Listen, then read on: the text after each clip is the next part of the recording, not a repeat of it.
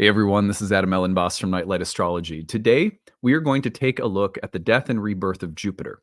Jupiter is disappearing under the beams of the sun and is going to go through what we call combustion and then cazimi, and then will start to emerge again as the morning star, in which case we have a Jupiter that is being reborn, dying and being reborn. This is especially significant considering that Jupiter is still just coming off from its conjunction with Uranus in the sign of Taurus. So we also have Venus co-present, which changes the dynamic of that death and rebirth a little bit, Venus being co-present in Taurus as well. So today I'm going to tell you 5 things that you can watch for over the time period that Jupiter's death and rebirth is happening, and I'll make sure that you understand the kind of the total space of time in which you can expect to see these significations, because it's quite a process-oriented event, astrologically speaking. Okay, anyhow, so before we get into it, as always, don't forget to like and subscribe. It helps the channel to grow. It takes 2 seconds to tickle the like button. And I really appreciate it when you guys help the channel grow. So thank you for that. And then you can find transcripts of any of my daily talks on the website, nightlightastrology.com. And promotion of the day. We're going to go over to the website really quick and point out that, remember, go over to events. I've been promoting these live talk for the month of May. On May 16th, I'm doing a talk on Neptune in Aries. If you go to the shop page, you can look at all the previous talks I've done over the past couple of months, Outer Planets in Love. We're doing a talk on the 12th house and the healing potential of the 12th house in your birth chart, and how you can discover that in June. And then July, we're looking at Uranus and Gemini. These are going to be great talks. I'm looking forward to them. Go to the courses tab. You can check out the first year program that starts on June 16th. At the end of today's video, after I sign off, you can hear me going in depth. I tag on an additional video where I take time to sort of delve into the details of the program and what it includes. It is a 1-year course in ancient Hellenistic astrology with I like to say archetypal and psychological sensibilities. That's a big part of my background as an astrologer as well. Anyhow, 30 live webinars on the year. You can follow along live or attend remotely at your own pace. At the bottom of the page, you will find early bird payment. The early bird payment sale runs until May 15th, so it's coming up. The early bird installments are also available till May 15th. If you need some help to make the program happen, use the need-based tuition option. That is there for everyone all the way up until the start of the program. Anyone who needs help to make the program happen because you're on a fixed or limited income, or you are experiencing financial hardship in your life but want to study astrology or want to make a career out of it, the program is really good for people whose intentions are to become professional, or they're just taking it for your own spiritual enrichment. Either way, be sure to use that. If it could help you, we like to make sure that nobody's ever priced out. We're having enrollments are coming in more and more. And again, if you want to hear more about the curriculum, what the program includes, after I sign off today, I've edited and tagged on a video where I kind of go into deeper explanation about my programs. And the Nightlight Astrology School is a fantastic place to learn. We have a first-year program, a second-year program, a third-year program, a horary program, masterclass series, so many different things you can check out. So if you have any questions about anything you find on our website, you can email us info@nightlightastrology.com. Alrighty, on that note, let's take a look at Jupiter. Okay, so we're putting Jupiter up on the screen, and I want to point out that Jupiter is still within that 3-degree range of Uranus, and that range is the range within which you really are seeing the full blossoming of the fruit on the karmic tree. As it then starts to fall off, we want to give Jupiter like a good full year, because it moves so slowly, separating from that conjunction to really start manifesting the change promised by Jupiter-Uranus conjunction, by the Jupiter-Uranus conjunction. So you have to be patient with these things. But one thing that's really interesting, that's sort of accelerating the process of the renaissance or revolution indicated by Jupiter and Uranus, is the fact that Jupiter is going through a death and rebirth right now. And I want to show you what that looks like. So here we are, Friday, May 3rd. And what I want to point out is that we now have, and we have had for a little bit, the sun pulling to within 15 degrees of Jupiter. Now, when that happens, here's what I'm going to do. Actually, I'm going to take everything out except for the sun and Jupiter and Uranus. Let's keep everything. We're going to take everything out of our perspective. Okay. So here's what happens. We're going to take this through the sky. Here's the western sky over here, and I'll just draw artificially like the western horizon line somewhere right around here, right? So when the sun gets so close to one of the superior planets, that means planets that move faster or slower than the sun, like Mars, Jupiter, Saturn, the outer planets, it starts to the planet will disappear from visible sight. Now, that doesn't matter for Uranus because Uranus is invisible to the naked eye anyway. But when this happens, and it happens within a certain number of degrees, and let me just see if I can get, there we go. So you'll have this effect. And like, notice that the number of degrees between the sun and Jupiter right here is about 16, 7 to 23, right? So once it gets to within 15 degrees, which it's at right about now, so 14 to 15 degrees, right? This was April 28th. Now, when it's speaking on just the level of averages, when planets get to within 15 degrees of the sun, they disappear. And so that happened around late April, that Jupiter actually disappeared from sight. Not long after the Jupiter-Uranus conjunction was made, it vanished in the sky. In the evening, you can no longer see it because it was getting so close to the sun that the light of the sun drowns it out. So you cannot see it any longer.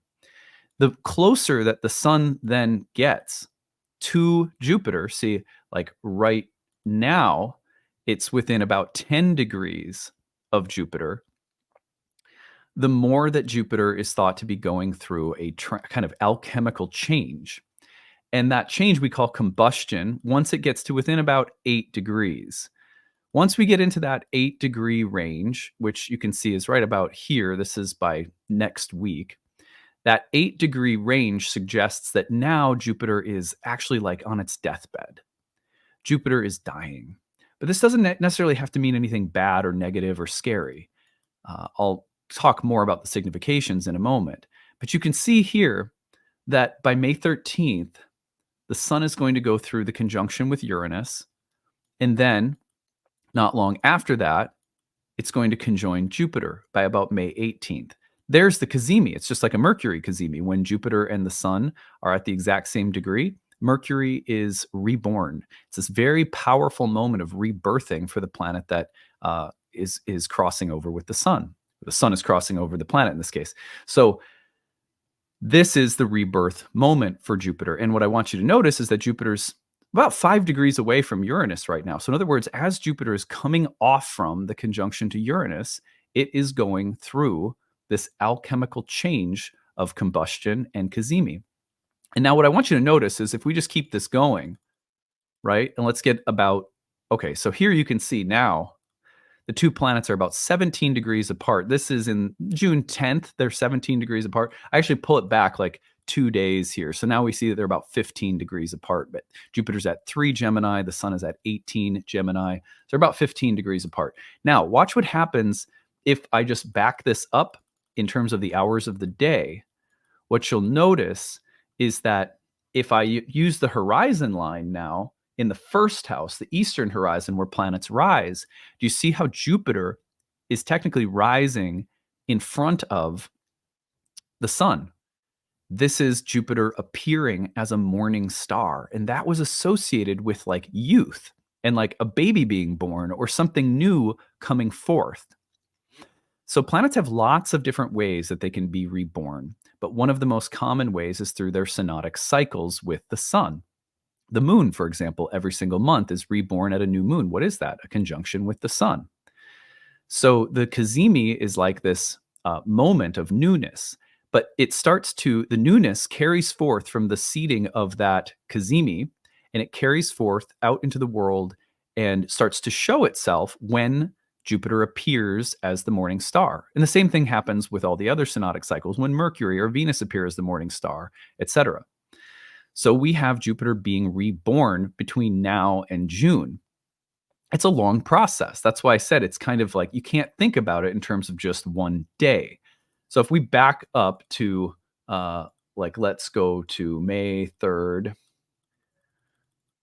today, Friday Friday, May 3rd, you can see that Jupiter is about to fall under combustion. That's the part where Jupiter's going to sort of deteriorate and die. It's like being on your deathbed.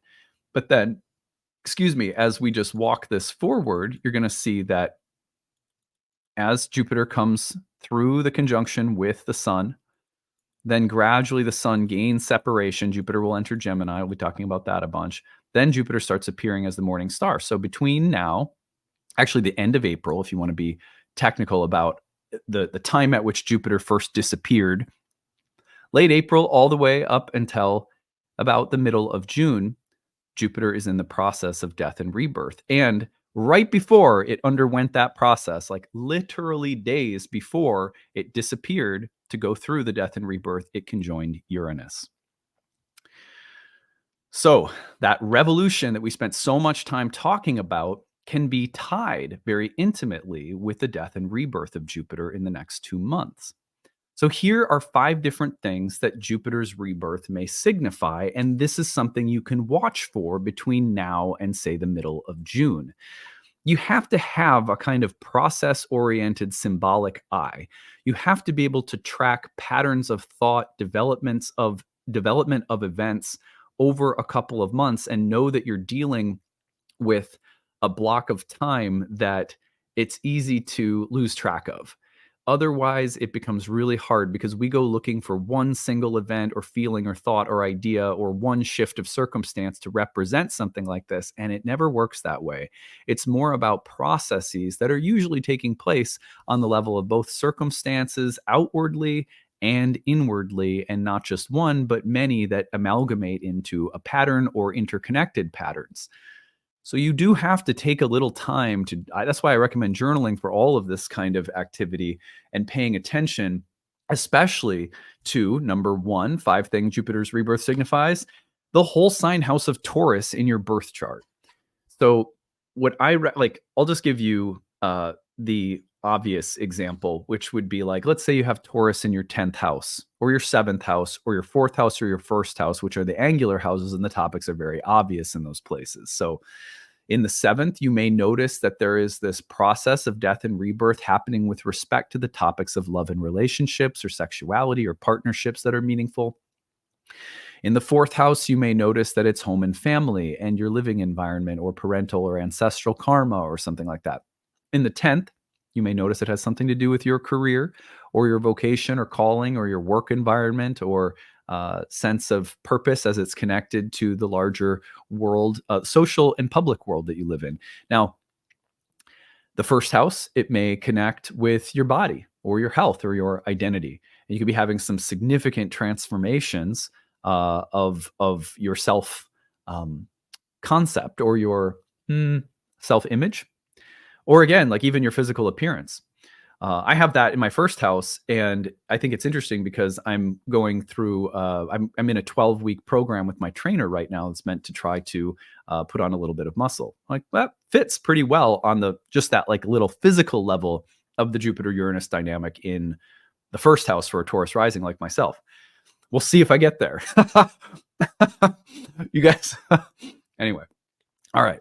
So the point, though, simple point, is look at that whole sign house of Taurus in your chart. Look at the topics connected to that house. If you need a refresher on the topics of the houses, what I recommend doing is going back to the Jupiter-Uranus horoscopes that we did for the month of April. So if you go to April's horoscopes, in the overview April horoscopes for my YouTube channel, you can get a reminder of where that Jupiter-Uranus dynamic took place. And remember that there is a tremendous season of rebirth, revolution, breakthrough indicated by both Jupiter-Uranus and now by Jupiter going through the process of rebirth within that whole sign house. So those are the topics that will, they kind of clue you in, like, look in this area. That's where you'll notice it. And that's usually the single most grounding and helpful way that we can start to track or notice something like the total rebirth of Jupiter. But in terms of the actual archetypal significations of Jupiter going through death and rebirth, what are they? Number 2, Jupiter's rebirth represents the reordering or restructuring of something. Now, it could be many things, it could be a few things, so you don't want to get too literal in thinking, oh, it's going to be one particular thing. But one of the reasons that it's important to think about Jupiter in this way is that, well, first of all, let me just say, people almost never get Jupiter. There's a lot of misunderstanding. There's a lot of misconceptions, I should say, about Jupiter. Usually, if people hear the word order or structure, they think of Saturn. Saturn is not so much about order and structure. Saturn, it's better to think about Saturn in terms of a planet that is always about boundaries and about the dualities between things that sit on either side of a boundary. For example, Saturn is much more related to tradition versus anarchy, right? Or tradition and sticking with something that you're familiar with versus revolutionizing it and going into spaces that are that challenge the status quo. Saturn has always, that's why Saturn rules both Capricorn and Aquarius, by the way, in ancient astrology. Saturn was a kind of gatekeeper and threshold dweller that constellated the kinds of things that exist on opposite sides of boundaries that tend to polarize with one another. And people always get that wrong about Saturn. It's so common because nowadays we have diminished or demeaned or degraded all of the traditional planets and sort of labeled them as all personal, mundane, and the outer planets beyond Saturn as transpersonal. And so Saturn becomes like this placeholder for everything that is old, conventional, and like kind of more mundane. It's really unfortunate. And it's a dichotomy that we should all reject because A, it's just not true. And B, it also tends to color the way that we see the traditional planets in ways that are really limiting, ironically. Anyway, the simple point is that Jupiter was actually a planet that was associated with order. But you have to think of order. I mean, one of the things is that there's many different ways of thinking about order. And Zeus and Kronos have a very interesting relation to one another, both in terms of mundane cycles of expansion and contraction, politically, socially, culturally. But this is not so much because Saturn represents order and structure, and Jupiter is like expansion or something like that. No, think about it like this. Jupiter is the planet that represents, there's a broad concept in ancient philosophy and cosmology that the ancient astrologers were very familiar with and was kind of like a fundamental assumption behind the entire endeavor of astrology. And that was this concept of harmonia, this idea that the cosmos is a well-orchestrated, like intelligently designed, beautiful, just, true, coherent place. The planet, the god that sort of resembled that wholeness and coherence was Zeus. And so, and by the way, so in Greek mythology, of course, Zeus overthrows Kronos, overthrows Saturn. But that archetypal dynamic between the old and the new, and the idea that structures in time become old and then have to be renewed, that is a dynamic between Saturn and Jupiter that once again points us back not so much to the idea that Saturn is just old traditions, but that Saturn will always be engaged in the polarity and the tension between things like old and new. So it's just, there's so much nuance in the relationship between Jupiter and Saturn, but if we don't take time to think about it at a deeper level, then we will not get the significations of Jupiter right. We'll think of things like abundance, wealth, good fortune. We tend to think of Jupiter like a cornucopia, and certainly there is symbolism over centuries that suggests that Jupiter is connected to fertility and abundance and expansion and growth and things like that. But one of Zeus Jupiter's primary functions was also as the planet that is associated with the coherence of the cosmos itself. So when you see that reflected in human life, you're thinking about, for ancients, Zeus is reflected in the ideal way in which a legal system ought to work, or the ideal way in which universities and schools ought to work to educate people in a way that helps us to see and understand the greater workings of the cosmos of which we are a part. That's what education ideally should do, is help us to have understanding and wisdom of the great, beautiful, ordering truths of the cosmos, so we become wise. Same thing with the legal system or the courts or the governments. All of those systems that are supposed to be ideally about granting coherence and an order that is beautiful, intelligible, just, good. Those are all Jupiterian structures.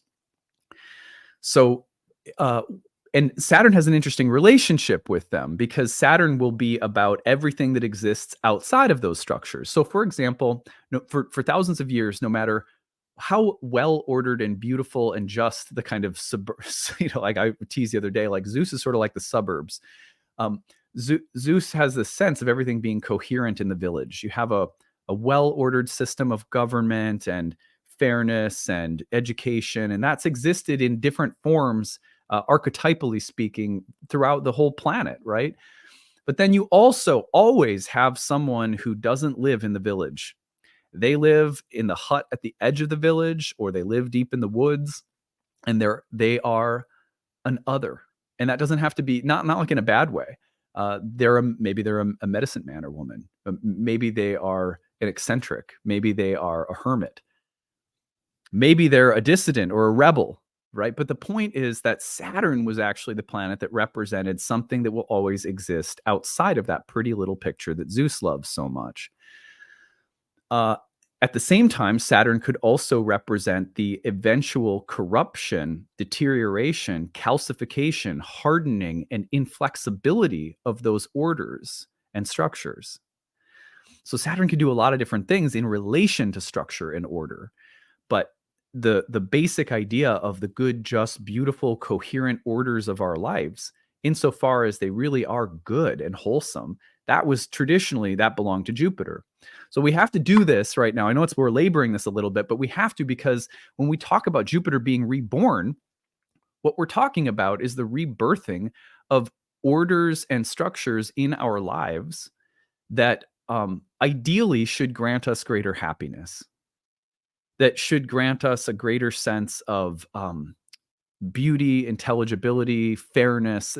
There's the orders that Jupiter provides us. Again, ideally, we live in a world where it's hard to live up to the ideal image of anything, but ideally they should grant our life a greater sense of coherence and virtue and happiness and good associations too.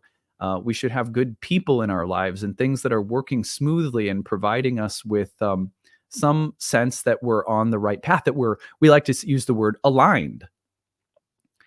So when Jupiter goes through a death and rebirth, you're thinking about the rebirthing or the restructuring or the reordering of something that ideally grants our life greater coherence and happiness.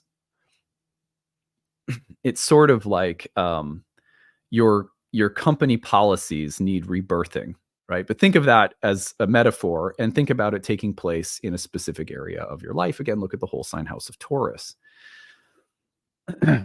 So that is one way of thinking about what Jupiter's death and rebirth means. It means that the ideal orders and structures of our lives that are meant to grant coherence and beauty and greater understanding and happiness are they're shifting. And this can come also with the fact, remember, Jupiter was also associated with education, universities, schooling, because just like the cosmos is thought to be a well-ordered, sort of beautiful, coherent design, the only way that you can access that and experience the beauty and sort of richness or fullness of that is if you understand something of it. Maybe not everything of it, because our mind can't circumscribe the universe, but Jupiter has always been associated also with wisdom. Wisdom of what? Anything that grants you a larger understanding or some greater access to that sense of harmonia, that beautiful, coherent cosmos. Well, in a more practical sense, when Jupiter goes through the death and rebirth, that can mean that your values, the values that act like a compass in your life, or your guiding philosophies, spiritually, ethically, religiously, and or your understanding of something, your wisdom of a topic. Look, it might have something to do with a very specific topic. Like you could be an engineer, and a Jupiter rebirthing in, let's say, your ninth house might have to do with completely revising your understanding of something while you're training to become an engineer. It can be very mundane. But I mean, what I mean by that is that it can be very specific. It doesn't mean that you have to be going through some shift of cosmic sized values or spiritual or religious size, the sort of epic proportions. It could be that there's a topic, like you study, bodily science or something, or maybe you're an acupuncturist, and your understanding of your craft is going through a dynamic change, because any kind of shift or reconfiguration of your understanding of a specific topic would still fit within the greater category of understanding truth and wisdom in the cosmos. Some of us are more specialized. So it's not like Jupiter's rebirth has to be about these grand philosophical changes in your life. It can be very, in a sense, it can be a lot more immediate. For example, again, let's just go to let's go to your 10th house, and it could be that a shift of Jupiter going through the rebirth in your 10th house has to do with your understanding of a system that you use at work every single day. In your first house, it might have to do with understanding something more about your body, right? So my camera's getting blurry today. Here we go. So anyway, just remember that the rebirth of values, philosophy, or understanding is another way of thinking about Jupiter, and look at the specific topics of the Taurus house again to get a feel for what that might look like. Number 4, remember Jupiter-Uranus suggests a breakthrough, a dynamic period of change, revolution, opening, and transformation. This could be the period of time in which you really start to see the start of that new dynamic promised by Jupiter and Uranus. So people say, well, when is the revolution going to happen? Or when will I see these breakthroughs and openings? And I said so many times leading up to Jupiter-Uranus, not right away. But as Jupiter's being reborn between now and June, that would be a very good time to start to see the process of revolution indicated by Jupiter-Uranus opening. We've already said that a few times today, but it bears repeating. This period of time in the rebirth of Jupiter could be about the start or the momentum starting to push forward behind the Jupiter-Uranus dynamic. So finally, the death and rebirth of Jupiterian figures is also something we have to think about when the Sun and Jupiter get together. That Jupiter dying and being reborn can literally mean that whoever, if Jupiter is a person in our lives, like let's say you have Jupiter Sun conjunction in the ninth house, it could be that you're saying goodbye to your professors at school because you're graduating. You're graduating this spring, and so you're leaving a school, and there's a death and rebirth happening around the literal professors that have been your mentors. Now you're graduating, they will no longer be your mentors. In your 10th house, it could be that your boss is retiring. All right, so Jupiterian figures could be teachers, leaders, people who somehow become emblematic of that Jupiterian sense of greater order and coherence. Sometimes that's going to mean mothers or fathers, depending on your own chart. It could be important key figures in your life who are in some ways Jupiterian, like teachers, mentors, leaders, anyone who has a degree of power or stands as a representative of some kind of order or structure. So death and rebirth of Jupiterian figures is also a possibility that you could see in mundane terms. Like look at the news during this period of time, and you're going to see that there might be the death and rebirth of various political leaders. So that Sun conjoining Jupiter means that a Jupiterian figure may actually die or pass away. So we know, by the way, let's go back and look through this cycle one more time.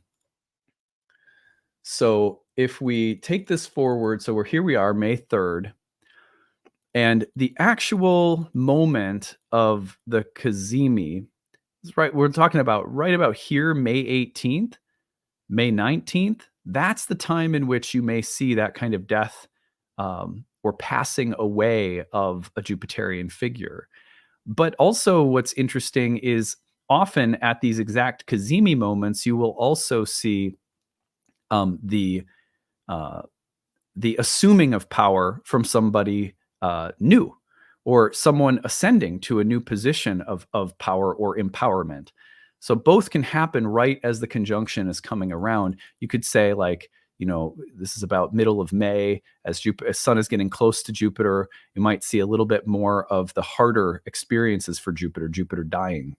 But as soon as the Sun gets onto that same degree, you can also see the empowerment of Jupiter, like it's being granted some additional strength, and that can be really exciting. You'll see, kind of like these flourishes of growth, or sometimes if it's in your 10th house, like you get a promotion, or so you'll see the rebirth moment is often a place where Jupiter comes greatly empowered in the process of change that it's indicating. All right, well, hopefully this was useful. I hope that you will be able to use this video to take note of the process happening with Jupiter. I'm going to leave it here for now. I'm going to sign off. After I sign off right now, you're going to have I think it's about 10 minutes, and I go into greater depth and detail about the upcoming program, Ancient Astrology for the Modern Mystic, which begins June 16th. So I hope to see some of you guys in class. When you apply, remember that if you could use some help, there is need-based tuition, and I talk about that in the video. And the early bird sale lasts until May 15th, early bird payment plan until May 15th. But the need-based tuition is open all the way up until the program starts if you're someone who could use a little help. All right, that's it. Have a great day and a great weekend. We'll see you again soon. Bye. Hey everyone, thanks for sticking around. I'm going to tell you a little bit about our upcoming program, Ancient Astrology for the Modern Mystic, my year 1 course in Ancient Hellenistic Astrology that begins on June 16th. If you'd like to learn more about it, of course, you can always do some digging and looking at the course page on your own. I'll take you over there right now and walk you through it. But if you want to, you can go over yourself and look. nightlightastrology.com is the website. Click on the courses tab and go to the first year course. This is the one that begins on June 16th, the perfect place to start for people who would like to learn more about natal astrology from the Hellenistic point of view. So this is a 1-year course in Hellenistic astrology, which is the oldest form of astrology, and it is the form from which all subsequent forms of astrology come from. It shares a lot in its roots with ancient Indian astrology. I'm going to tell you a little bit more about what characterizes Hellenistic astrology, but just to familiarize you with this page, when you go to the first year course page and scroll down, you can learn more about everything that's included in the course. Some of the main features include 30 classes on the year. These classes are spread out through units of curriculum. And in between the major units of curriculum, we have breakout study sessions led by our tutoring staff. We also have an interactive group forum discussion that is staffed with tutors year-round. You always get your questions answered within 24 hours. So there's a lot of support built into the program as we work our way through the curriculum. We also have recommended reading, listening, optional quizzes, flashcards, bonus lectures, more than you could possibly read in a year, honestly. So we just have a large and long biography and sort of library of suggested bonus content that will fill in blanks and also supplement and deepen the material that we are studying. You get lifetime access to all the recordings. If you cannot attend the webinars live, they meet on the weekends, but if you can't attend them live, then you are welcome to follow along with the recordings, which are made available to you on the class website. So this class meets on Sundays from noon Central to 2 p.m. Central, or 1 Eastern to 3 p.m. Eastern time. And you might translate that, I guess, if you're on the West Coast, it would be 10 a.m. to noon Pacific time.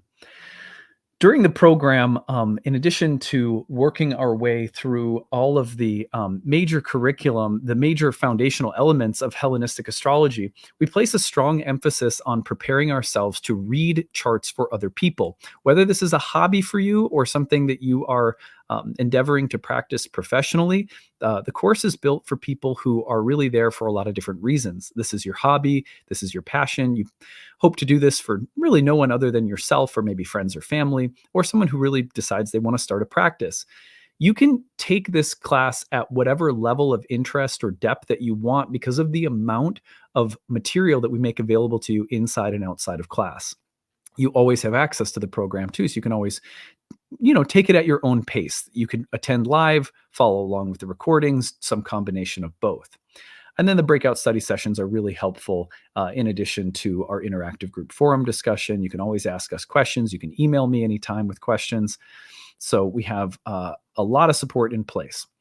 Now, the curriculum, we move through the foundational elements of ancient astrology. You may look at the curriculum and say, well, I know something about these things already, but not really, not unless you've studied Hellenistic astrology, because the way that ancient astrologers talked about houses, signs, planets, aspects, essential dignities, chart delineation is radically different from what most people learn when they start studying modern astrology. The reason for that is that it's only been in the past couple of decades that we have finally had access to the vast majority of ancient texts on Hellenistic astrology. We were literally missing the bulk of our ancient tradition. So the kind of rebirth or reawakening of ancient astrology is really new, which makes this very exciting because everything you've learned in modern astrology is probably coming from the lens of what is called psychological astrology, which is a way of looking at the birth chart in terms of the planet, signs, houses, and the way in which they may relate to your psychological makeup or profile. In this way, birth charts are a little bit like an elaborate Myers-Briggs. So you have the personality profiling, which is the way that most people look at planets, houses, and signs. You'll notice my Mars, my Venus, and they think of them as aspects or dimensions of your character and personality. And there's nothing wrong with that. In fact, we utilize much of the same language, and we certainly have that approach available to us in this program because ancient astrologers also looked at the chart in terms of psychological makeup. However, one of the main distinctions between modern astrology and ancient astrology is the emphasis that ancient astrologers placed on prediction. They looked at the chart in terms of a field of karma that defines the native or the individual's fate or destiny. And so we look at houses, signs, planets, aspects as a way of understanding what patterns, themes, and topics are going to be most prevalent and at what times, because they also had a very elaborate system of timing techniques. The year one program is all about learning to read the birth chart and understanding the ancient Hermetic sort of Platonic Pythagorean philosophy that was behind the establishment of all of the doctrines and teachings of astrology itself. So it's really about understanding where everything comes from. It's the why behind everything that greatly empowers people when they're learning astrology. It is not nearly the same when you just study lists of adjectives and descriptions for houses, signs, planets, aspects. We want to understand why. Why do we do these things at all? Where did it all come from? And when you understand that, then you have something like a skeleton key by means of which you can access your own creativity, your own intuition, rather than being told, just play these notes in this order and it will sound good. You're learning to improvise, which, could anyone ever want to play? Why would you want to play an instrument if someone told you, well, here's how to play it. Play this, play that. And you never learned how to play something of your own, or you never learned how to use the scales in ways that were magical and, pertain to your own genie, your own genius. So when we study ancient astrology, one of the main things we're doing is we're taking people beyond anything that they think they've learned about houses, signs, planets, aspects, and we're teaching them where it all came from. And once you have that, then you're really cooking with fire. You have a magical, intuitive capacity that is very rare and precious in astrology. So anyway, we move through a lot of different elements, but not in the way that you've ever learned them before. And that's a really important distinction. So anyway, after all of that has been said, in each unit, we spend, maybe up to 10 hours on houses. And then we have a breakout study session, and then we have reading and bonus material. So when we talk about houses in this class, you are learning where the concept of a house ever came from in the first place, what it is, how it works, and how it's different from a sign.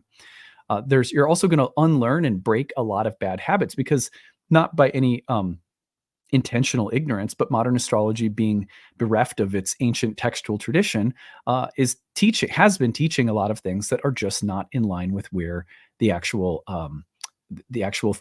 theoretical foundations of astrology come from. So you're also going to break some bad habits, which is really good for people who maybe know a little bit about astrology already, but are seeking to clarify and understand theory in the context of the 2,000-year history of astrology.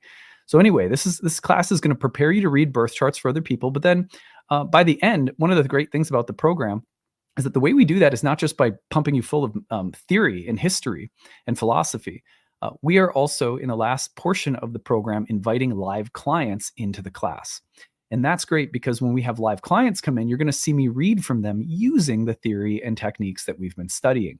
And you're going to see how they can be applied artfully, as well as, giving you some tools and methods and techniques to use to set you up for success. Seeing live astrology practice while studying it is the best way to learn. So the last portion of the program, we turn toward that hands-on approach. Anyway, so that's a bit about the program. If you have any questions you want to ask, email us, info@nightlightastrology.com. We're happy to answer any questions you have whatsoever.